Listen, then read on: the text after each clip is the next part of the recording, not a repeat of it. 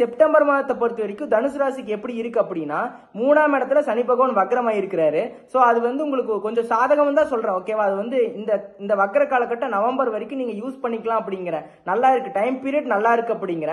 அடுத்து 4ஆம் இடத்துல ராகு பகவான் இருக்கிறாரு. அதுக்கு அடுத்து 6ஆம் இடத்துல குரு பகவான் இருக்கிறார். உங்களோட ராசி அதிபதி 6ஆம் இடத்துல இருக்கிறாரு. 7ஆம் இடத்துல செவ்வாய் இருக்கிறாரு. செப்டம்பர் 4ஆம் தேதி வரைக்கும் 8ஆம் இடத்துல புதன் பகவான் இருப்பாரு. அதுக்கு அடுத்து 9ஆம் இடத்துக்கு பயிற்சி ஆயிடுவாரு. 9ஆம் இடத்துல ஆல்ரெடி சூரிய பகவான் இருக்கிறாரு.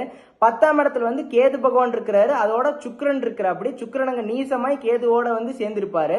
ஸோ இதுதான் உங்களோட உங்களோட உங்களோட பலன்கள். இப்படிதான் உங்க ஜாதகத்தில் இருக்கு. இந்த கோச்சார பலன்கள் இப்படிதான் இருக்கு. ஸோ இது எந்த மாதிரியான பலன்களை செப்டம்பர் மாதத்துல தனுசு ராசிக்கு ஏற்படுத்த போகுதுன்னு பார்க்கலாம். First job, career and business எடுத்துக்கிட்டோம்னா, ஃபர்ஸ்ட் உங்களுக்கு நீங்க புதுசா தனுசு ராசிக்காரங்க ஜாப் தேடிட்டு இருக்கிறீங்க அப்படின்னா, உங்களோட 10ஆம் அதிபதி புதன் பகவான்.